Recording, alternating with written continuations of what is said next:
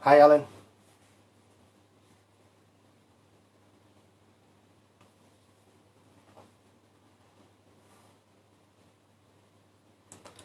Let's wait for a little while and then we'll start this off.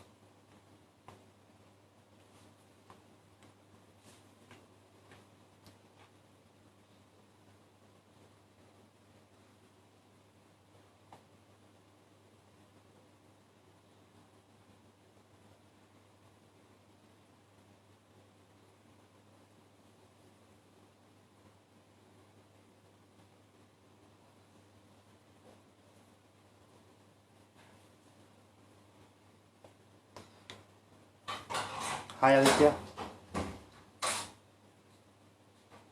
Yo, party. Hi, Ravenoid Reaper Shivam. Hi, Nag. Hi, Nirud.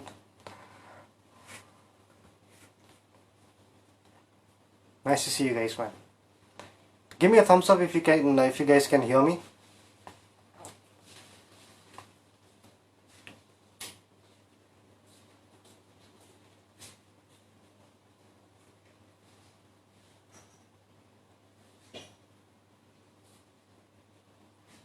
Yeah, you're late today.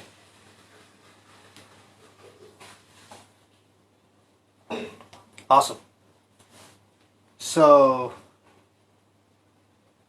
guys, welcome to Rock and Talk episode 12. Journey to home. Hi, hello, party. Hey, man, how you doing? I'm good, Nag. How you been? So yeah, guys, welcome to Rock and Talk episode 12. Tonight we have a guest, Allan. Hi, hi, Allan.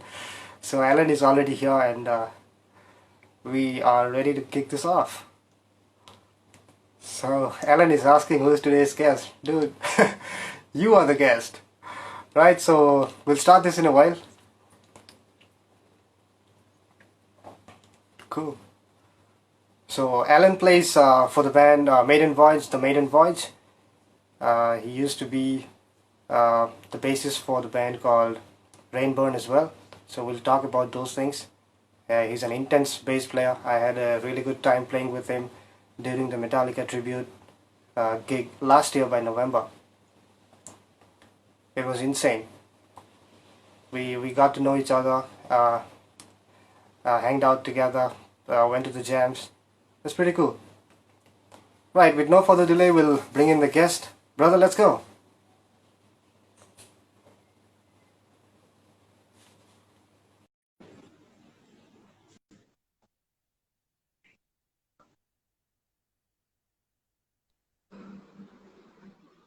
Hey, bro.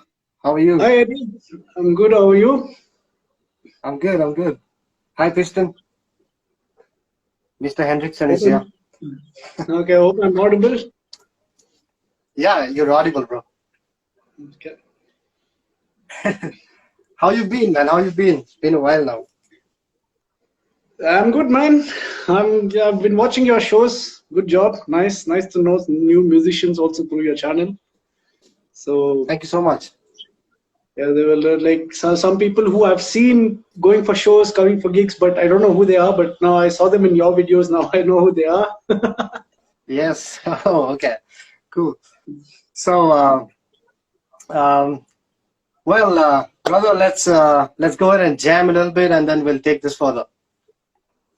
Okay. Cool, guys. If you guys can Sounds hear good. any echo or any kind of delay from Allan's point or my point,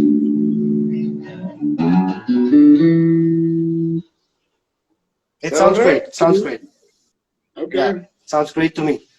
And I'm going to just change my setup, and while I'm talking, I'll have to use this setup. I'm not using my microphone, or I'm not connected to my mic, any of those gadgets like iRig or anything like that. All right. So now I'm going to connect because I have to jam with you. Here we go. Sure. Perfect.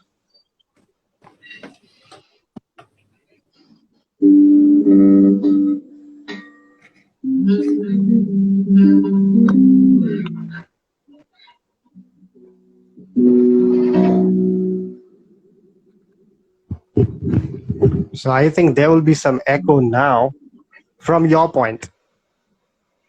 Say something, bro. Hi. Hi. Yeah. Can you hear yourself twice? I can hear myself as well. Yes. So let's jam and let's start this off.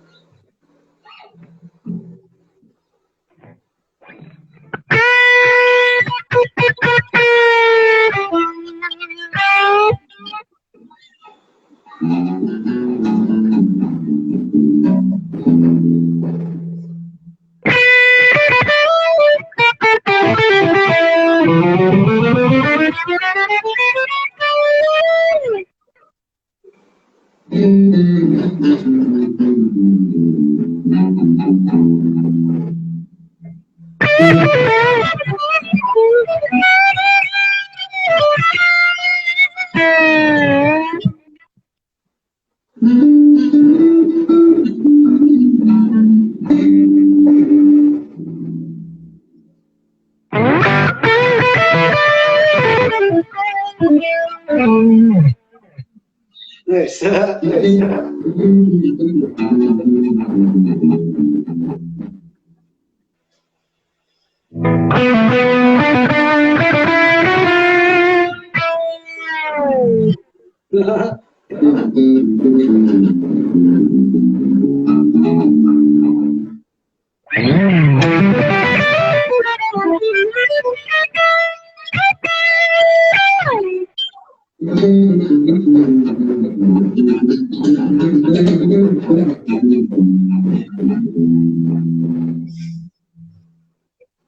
Cool.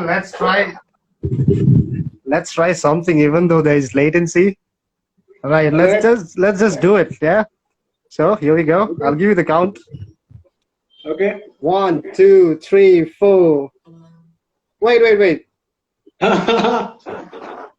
Right? You ready? Okay. Mm-hmm. Cool. 1, 2, 3, 4.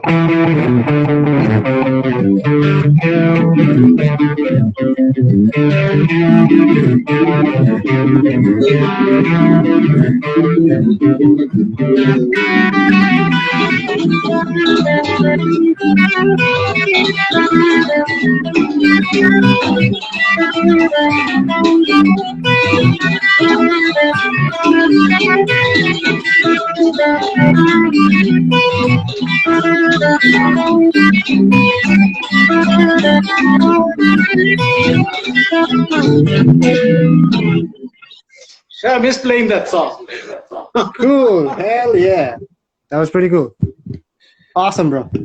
So I'm going to change my setup so that we can talk a little further, because you might hear, or our viewers can hear echo. All right. All right. Good. Right.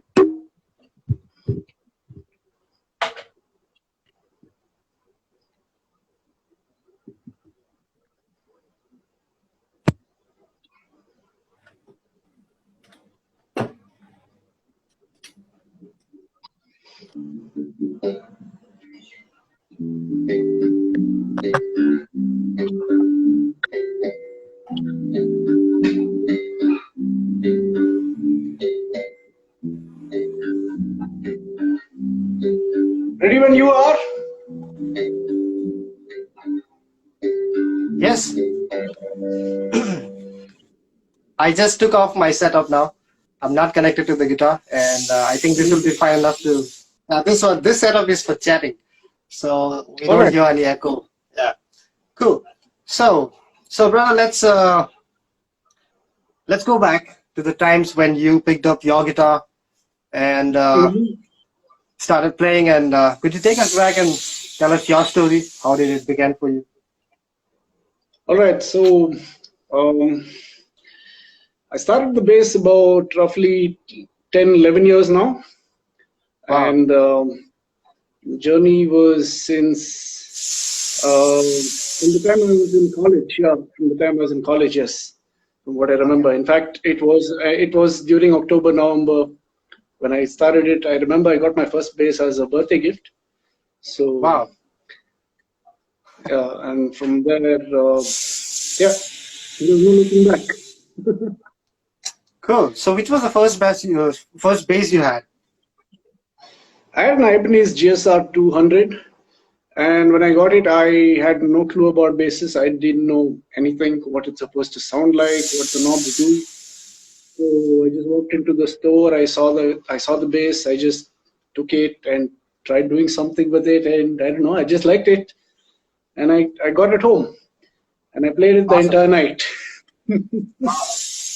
So, I mean, did you have an amp with that as well? An app? Sorry, an amp. Yes, yes, an amp. Yeah. So along with that, again, I got this first amp called Custom Sound, which Okay. lasted pretty good. But it didn't give up for about some 6 to 7 years. There were no problems at all. Oh, wow, And I fantastic. had it. I used to stay in a hostel, and I had it at my hostel, and I left it behind because I had too many things to carry. Yeah. So, so I left it behind. Hopefully, someone over there made good use of it. Okay. Cool. So did it all start with the bass directly, or was it any kind of acoustic guitar, or you were into other kind of electric guitars as well from the beginning? So uncommonly, my first instrument was the bass. Okay. I don't really play much of guitar, although I do play a little bit here and there, the basic chords and all that, but that's all I can do.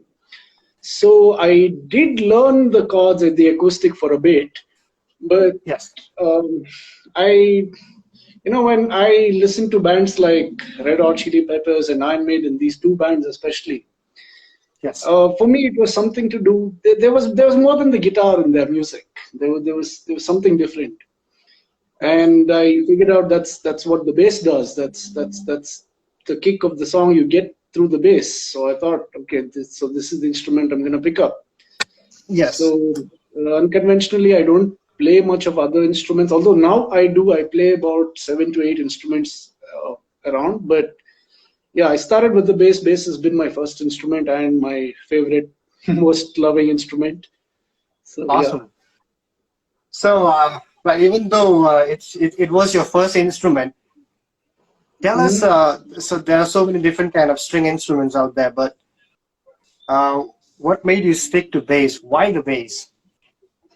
Okay, so as I was saying, I remember when I was in 10th standard, I first heard The Trooper, Yes. Californication, Dance of Death, and a lot of Red Hot Chili Peppers. So that's the band that's kind of shaped my bass playing. Although I don't do the styles that Flea does, but essentially my interest started with Red Hot Chili Peppers and Okay. um, and Iron Maiden. And like I said, when you hear these tracks, so imagine you can actually isolate uh, listening to these tracks without the bass, and for some reason they sound entirely empty, like a lot of Right. tracks do. But then these are the bands that I primarily started playing bass. And earlier I used to just cover Iron Maiden songs. I used to try using the pick because my fingers weren't fast enough. So I used to Yeah. play songs with the pick. I started as a pick bass player, but then over Yes. time I really liked the style of playing with the fingers. Uh, nothing against pick bass players, but then I could do a lot more in fingers, using fingers, and I like the tone of it, the sound of it. Right. Of course, but like certain times when if I were to play Motorhead, I'd still choose to play with the pick because that gives you that attack, the distortion attack. So, Yes. but overall, I prefer just by the fingers. Cool. So tell us about the bass guitars that you have right now. Do you have any old bass guitars with you around Uh, the room? at, at, at the moment, I have three bass guitars in my house, out of which two are Okay. mine, and one I stole from Ryan. I don't even think he knows it. I'm sure he knows it. I don't think he remembers it. Okay. So my first one is an Ibanez GSR, and Hmm. that's right now at the church that I go to. So I left it there because every Sunday I play for a church, and Okay. I used that instrument. And I started playing bass over there, but now I play the keyboard at church because one of the girls, she came to me and she asked me if she can learn the bass. Oh, And I was apt. I was like really taken aback because nobody wants to learn the bass. Yeah, and she picked it up, and every Wednesday before choir practice, we used to have classes, and she picked up the bass, and now she plays the bass, and I play the keyboard. oh, So cool.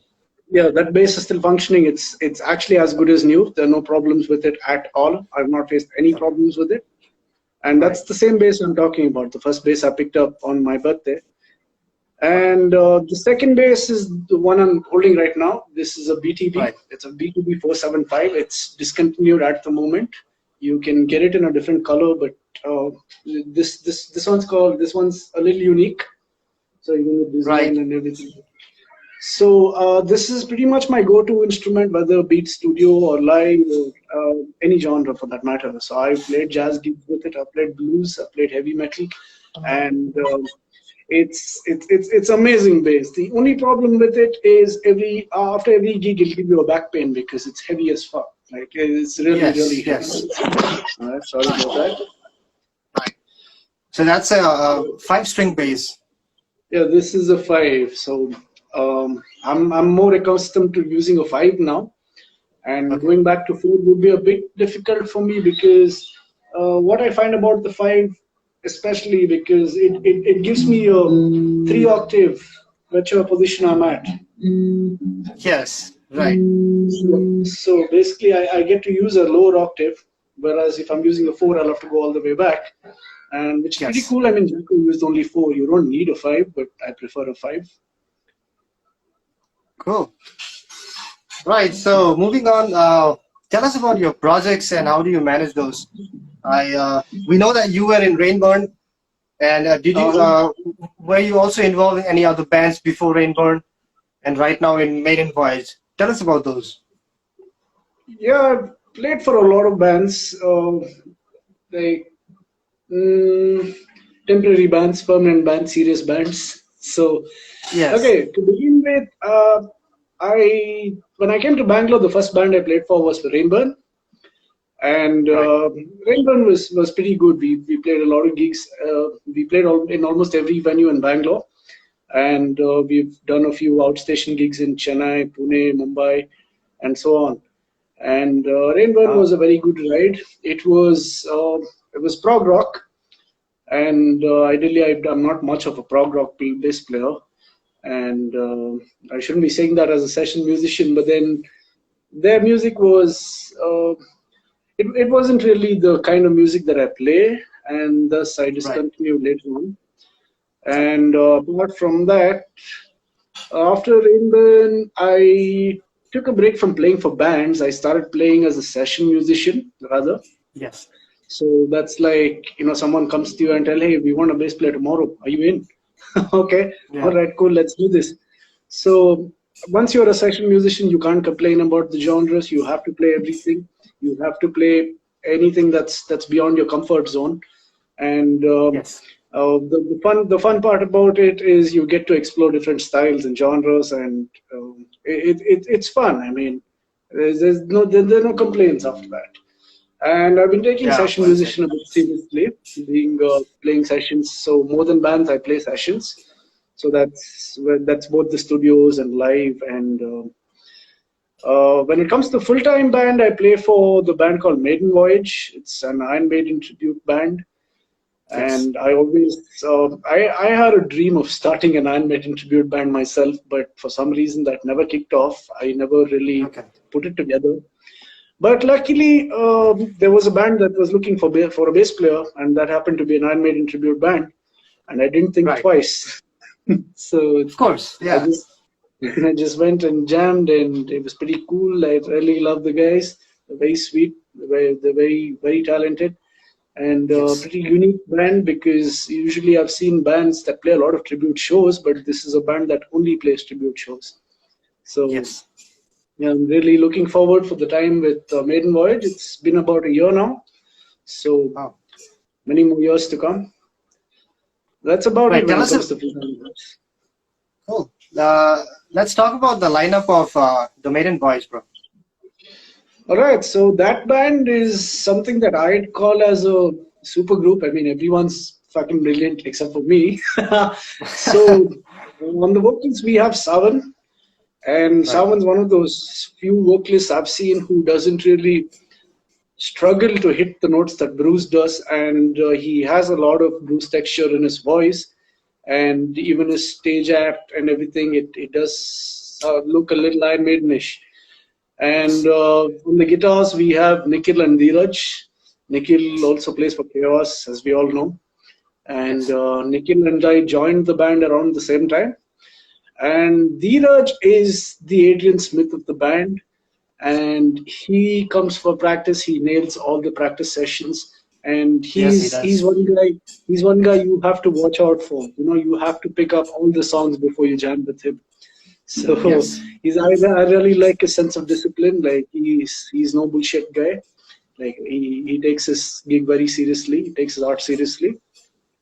And Right. on drums we have Avoy, and Avoy, just like Nico, he's a very tiny man, and, and behind the kit you can barely see him, but Right. he does a fab job. Like he's a big fan of. And the thing about all of us is we all love Iron Maiden. That's our favorite band. So Right. that's for more than just having a tribute gig. We look forward to playing every gig. We look forward for every jam session because we all love Iron Maiden so much.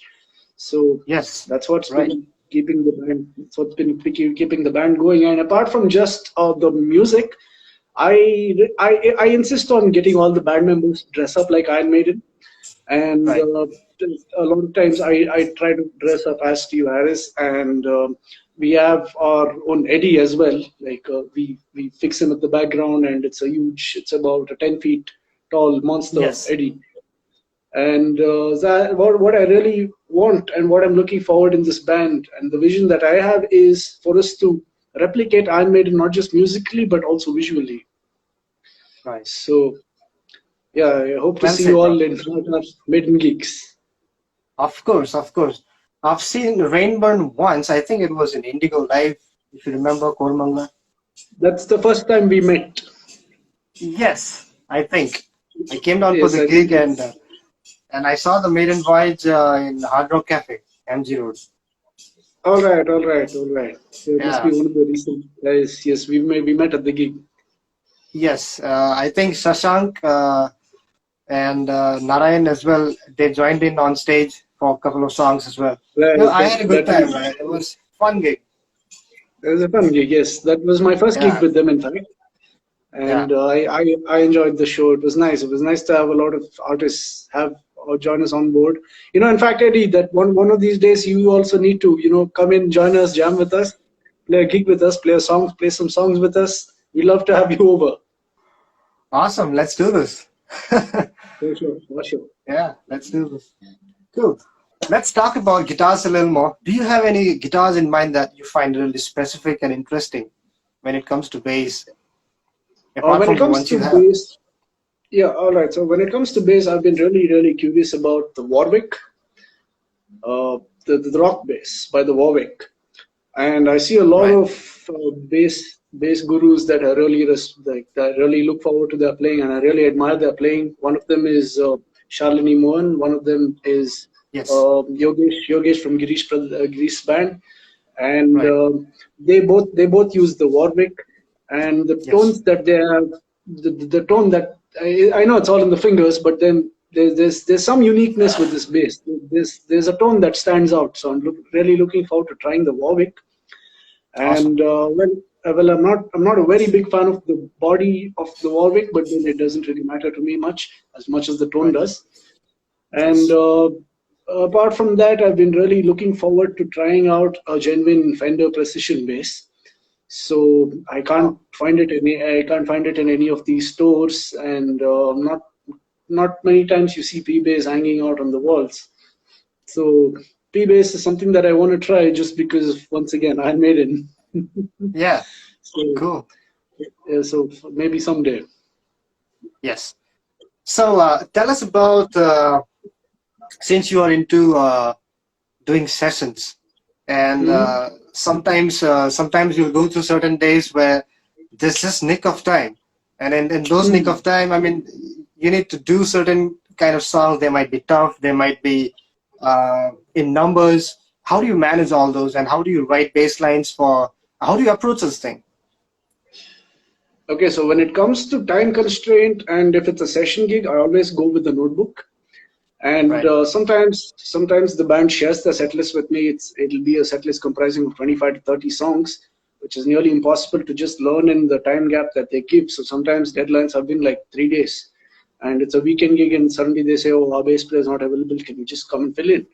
And at the same time, there are bands who inform you well in advance, so that's always a good thing.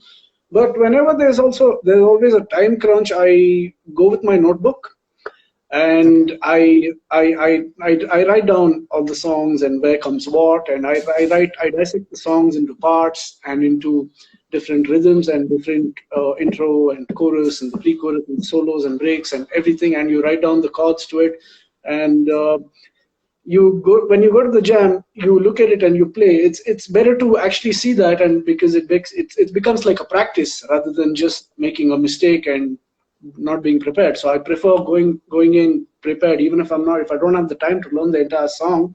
I prefer having it written down, so that way I don't mess around, I don't waste someone else's time. And although they've been jamming for over the years and I'm just new here, I yes, have to be expected to fill into the bass player's shoes and make it look like I'm a part of the band, right? So I right, can't do injustice to that. So I have to be prepared. I can't make, and me going in as a session bass player, I cannot, there's no room for mistakes. right, There's absolutely no room for mistakes and saying, oh shit, I didn't have time and everything. You have to do the job. And yes, there was a gig that I played once at B Flat. It was a jazz gig. And right, jazz is something that I love playing only in the bedroom. I don't like playing it live. So I went there, and I went with my notebook as usual. And luckily, they had an instrument stand where I could just keep my notebook. I could just flip in pages. And there's nothing wrong as long as you're keeping your audience interacted. You don't have to just constantly keep looking at the notebook and play and turn pages. But then you can use true, that as a reference. And sometimes you can just keep it in a corner where people won't even know that you're looking at the notebook. So it really helps. It's better to go on with a notebook. Better to go on with whatever you've written down than make a mistake. So it's something very important that I've learned as a session bass player. Otherwise, when it comes to any other gig like playing for Maiden Voyage and playing for any other band, I always go prepared. I don't have to rely on a notebook then. But right. when you're playing on session, you have to keep something that will keep refreshing your memory every now and then. Cool. Very well said, bro. We have a question by Mr. Hendrickson. Your favorite bass player? My favorite bass player would be Steve Harris, and Oh, I could name a few, but then to top the list, it goes to Steve Harris. If you'd like right, to know why I really like Steve Harris is not just his bass playing. I like his sense of songwriting. I like his sense of stage presence. I like how he has the command over the band, and right, that guy is that guy. You know, a lot of people try to cover Iron Maiden stuff, but if you try to play the bass the way Steve Harris does in his technique, it's a near impossible task. It's really difficult to actually play the bass like Steve Harris. So he has my respect, and I'm trying to break down his technique every day. Playing, looking awesome. at whenever I watch his videos, I try to see how Steve Harris is playing. I try to slow down the video. I try to observe his fingers, and I've made a few uh, you know uh, technique tips that he uses, and I'm trying to incorporate them every day and try to play more like him, just to do justice for the Iron Maiden band. So Right. yeah. Cool.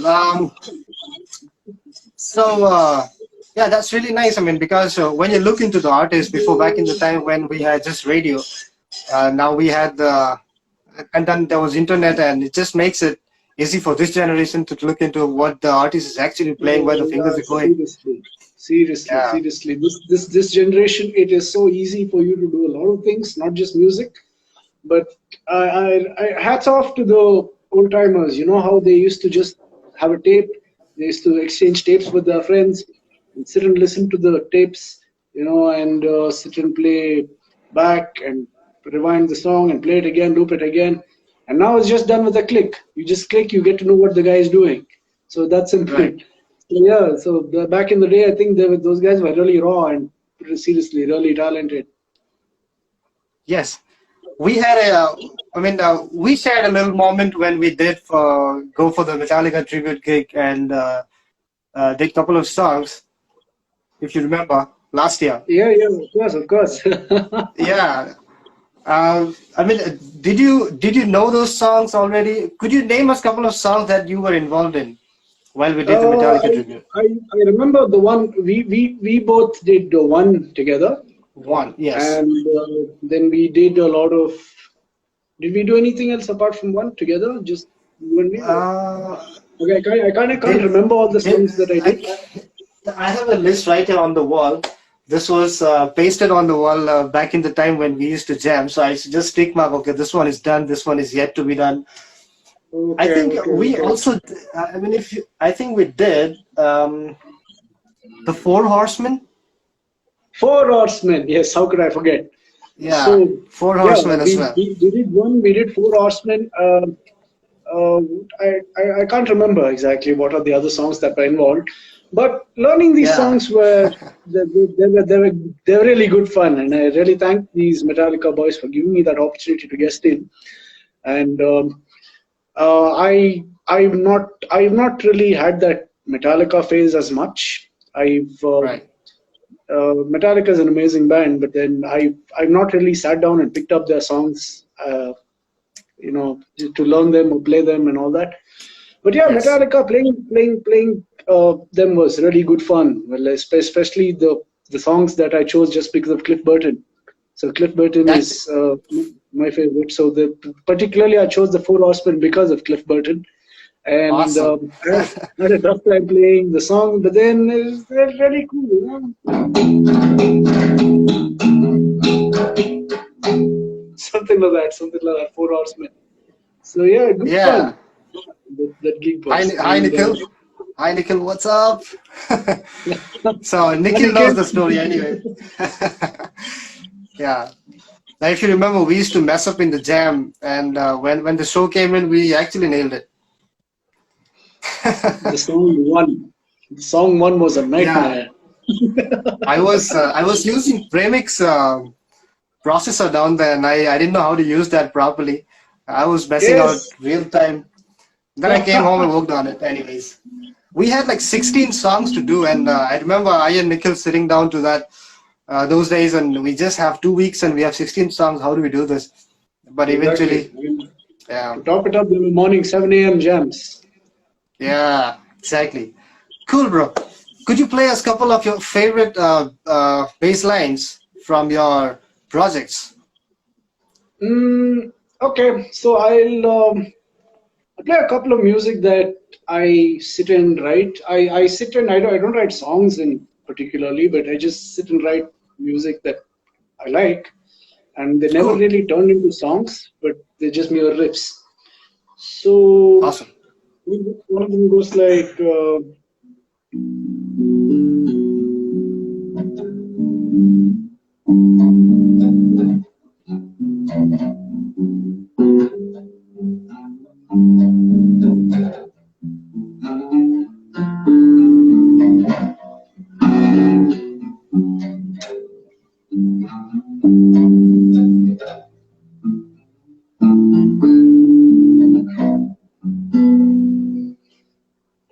Cool stuff.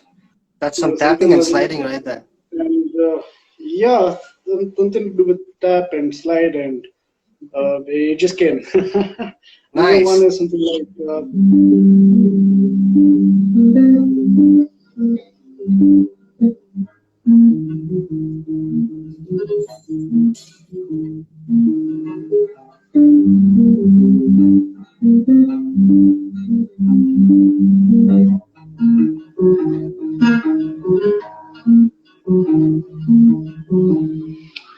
So that's another one, and something like.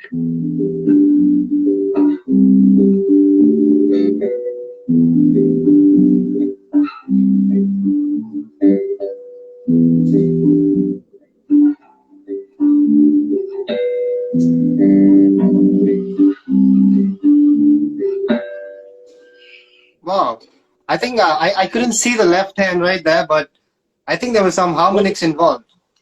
yeah, I've been playing, this harmonics. If you'd like to see it, something like.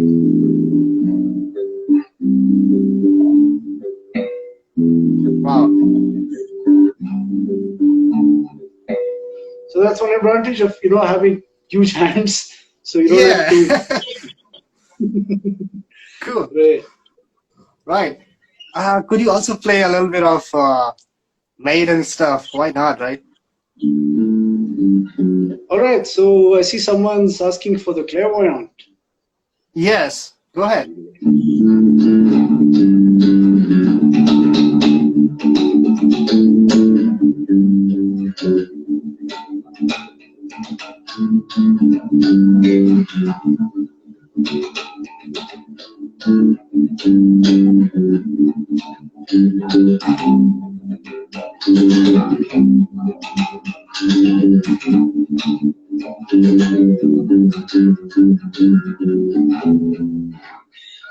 Right.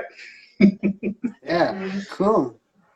Mr. Hendrickson must have been asking those questions. I guess Hendrickson looks like a huge Iron Maiden fan. Mr. Hendrickson is an amazing guitar player. He's a big Iron Maiden fan. I think, Awesome. yeah, he has a guitar that says it's an acoustic guitar. He has he's written Iron Maiden on it with the font of Maiden with a marker pen, and I mean he plays most of the Maiden songs on acoustic and sings as well. Amazing. I'd love to see that. Please send me the links of Mr. Hendrickson's work. Yeah. The funny part is we know him so well. He's a friend. He's a brother of a friend. So mutually we became very close and used to come to Nikhil's house. We used to jam together. And All right. yeah, he recently got an electric guitar, then shifted on to learning drifting by Andy Mackey.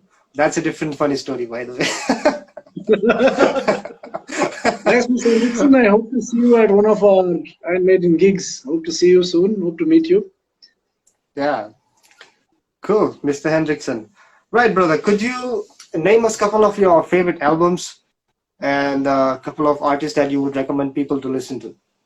When it comes to albums, so there are a few albums that it's very rare that I kind of almost like all the songs of the album, and one of them is Power Slave. And right from the start, the way ASSI begins to the way the album ends, amazing, brilliantly written.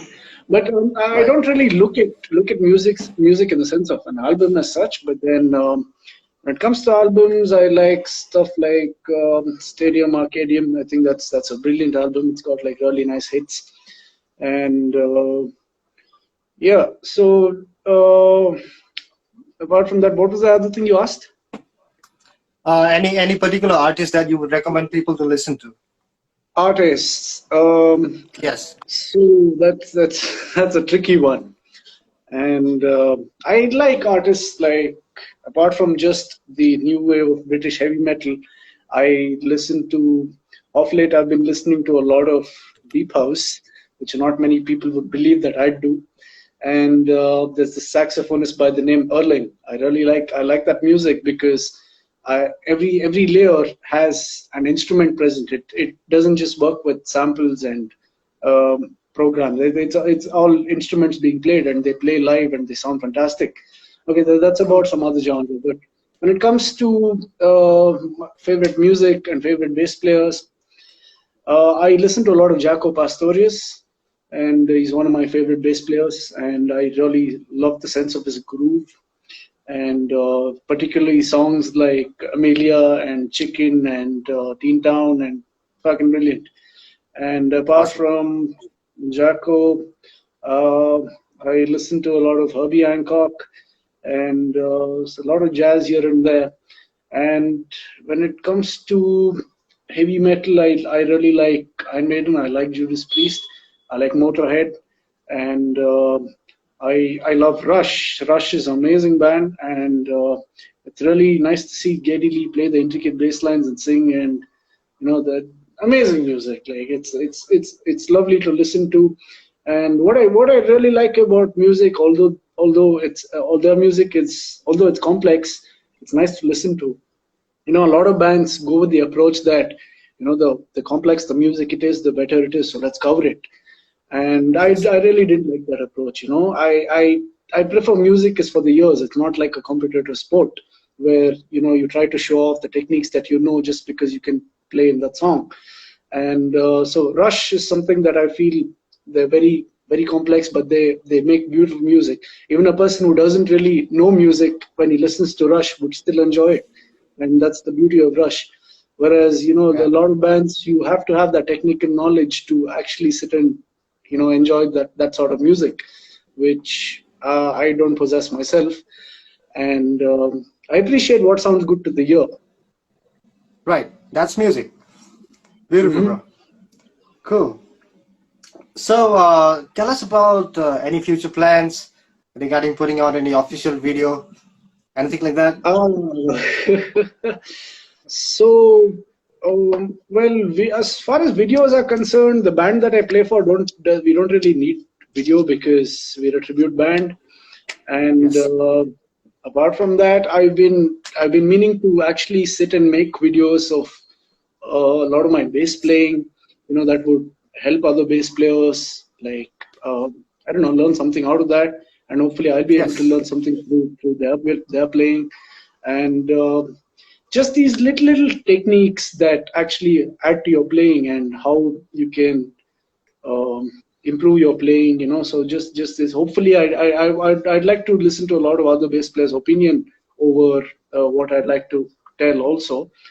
And that being said, I've started taking online lessons. So I used to teach just like that. I used to just have students. Not I wouldn't even call them students. I used to just have friends who used to ask me, how Yeah. do you do this, how do you do that. And now I've been taking it a bit more professionally, and I've started teaching. And I've been having students just for ukulele at the moment. Like I said, no one wants to learn bass. Right. So trust me, guys, it's a pretty cool instrument, and it's Yes, it nice. is. It's fun to play bass. So give it a shot. I'd really urge you to play bass as well. Yes, yes, definitely. I would want to have a bass and just hang around with that. Cool. So, bro, tell us if you're working and how do you manage music and work and how's it for you? So I'm a freelancer. Why is Nikhil laughing? So yeah, I work as a freelancer. I make videos, and I make a lot of corporate videos mainly. And that side of it gets a little hectic because I'm trying to shift from being a freelancer to being an independent production house, and it does take a lot of time now.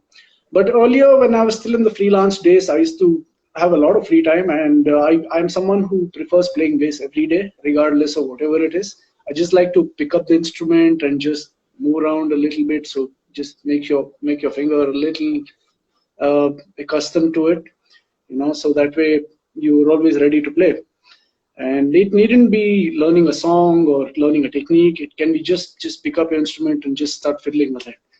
And Awesome. I like I like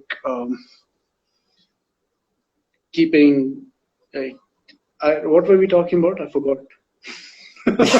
so, so we are talking about so how do you manage your work and your practice hours and all those when it comes to music, how do you manage both the things? I mean, there's separate time for this, a separate time for this, you know.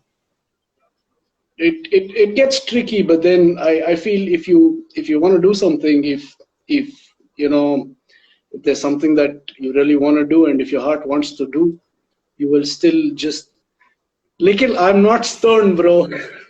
Okay, so moving on to the point. To the point. To the Yeah, point. Yeah. So yeah, I like to at least play every day.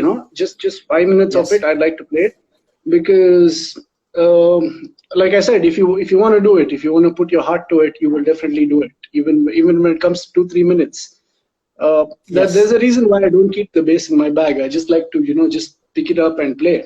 whether connected or Right. unplugged. So it's really important, no matter how busy schedule that you have. If Right. you could just spend about 5 minutes or so, Cool. if you have a long busy day. Hmm. Right. I would also like to know, I mean, when you're holding onto the bass and trying to practice, how long usually do you go in average? Of course, you're practicing every day, but do you go for hours So, as well? well, I don't go for hours anymore. But when I first started, when I picked it up, and that's when I used to actually play for. If you calculate in a day, I used to actually play for roughly about 5 to 6 hours put together. Wow. And I feel that's what got me into playing fast music and a lot of the finger style and everything. But on the contrary, now I don't really practice as much as I used to. I feel Right. if you once you have the technique ingrained, once you're so comfortable with your instrument, you don't really need to work that hard. But yet, yes, of course, you need to work hard. You can't just have your bass lying there and say, I've practiced, and I'm ready and all that. You have to it will go. You stop playing, your skill will go. I've done that. Whenever I've been traveling, and Yes. sometimes I go to my hometown and maybe for a month I'm there, I come back, my fingers don't move. And Yeah. especially when it comes to playing an Iron Maiden gig, I have to really it's challenging to actually play those bass lines. So I have to play every day to be there. Cool. And how do you carry yourself on the stage? I mean, what's your mindset when you're on stage and just like straight rock out and forget everything, or do you have any special message to the Um, beginners out here? yeah. So when it comes to going on stage, as you know, I take it more of a profession than just for fun, and the stage is a really holy place for me. And Yes. it's a place where I'm kind of I really like being there, but although you have that experience, it still gets me nervous. I still have Yes. stage fright and anxiety, and all that does happen. Regardless of Right. how professional you are, you can't escape that. And although Yes. however much you've practiced, you still tend to have stage fear. But there's no problem, because you're just up there to have fun, and you're gonna give the crowd a good time, and that's what they've paid to do, so they better get it. So when it comes to stage, I like running around a lot. I never stick to one place. I prefer moving about, looking at the crowd, interacting with the crowd, and I really like to see the crowd enjoying. Sometimes if I don't see the crowd enjoy, I won't be able to give it my best. So Right. it's like a give and take for me. I give you the entertainment, and you better enjoy it. So if you don't enjoy it, I'm Yes. going to stop. Right. So and another thing that I'm very strict about is I always go to stage sober. And Yes. I never really I don't really, not that I've had a bad experience of forgetting anything, but then I prefer to keep things that way. I feel the stage has its own high. So all my gigs, I prefer going sober, no intoxicants, nothing. I feel that's where I personal experience, I feel that's where I perform best. So I prefer keeping things that way. Killer, bro. Very well said, bro. I remember one. I Thank you. saw a video where uh, an interviewer is asking Tom Araya, the bassist Uh-huh. and the vocalist of Slayer. So just before he got on stage, this guy comes to him and just asks, "How do you feel?" Tom Araya just Hmm. smiles and says, "Nervous." I think so. I mean, so that thing is always there because there's excitement. I mean, those things. We know what it is, right? Mm-hmm. Mm-hmm. Yeah. I mean, And the trust me, nervous thing is always there. no one else would know that I'm nervous. It's just me. Yeah. Yeah. Right. Cool, bro. We're almost at the end of this. Did you realize? I don't know. I told you. I Oh, told you. All right. Let's go ahead and jam a little bit. Maybe I can change my setup to the guitars. So I can connect this. And okay. let's end this whole thing with a jam. All right. All right. Cool. Hmm. Just give me a moment. Sure. Take your time.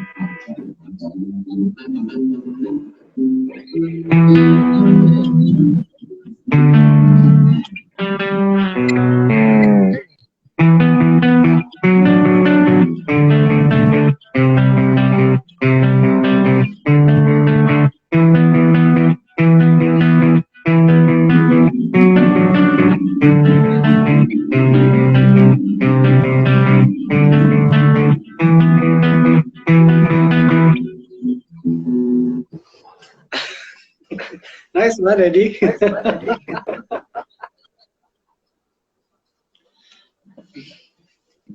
Yeah, check. So just that due to the latency, we cannot go together. But all right, we'll do a random jam.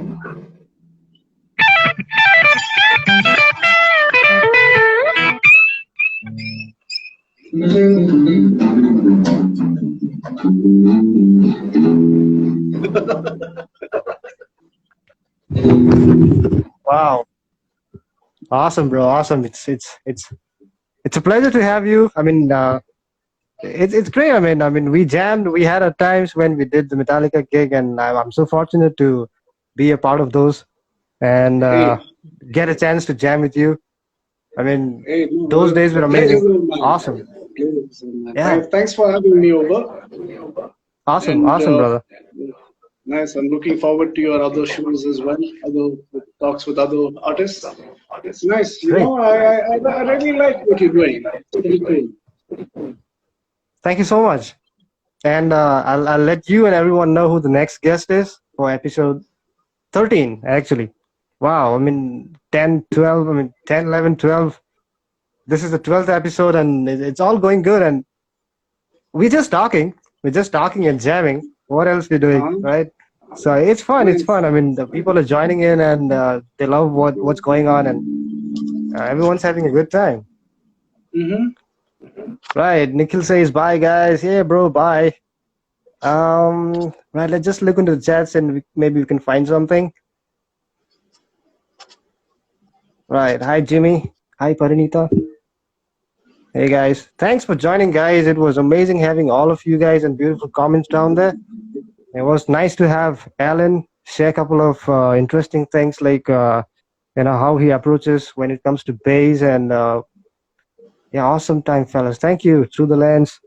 Goldie bro, naam hi kafi hai.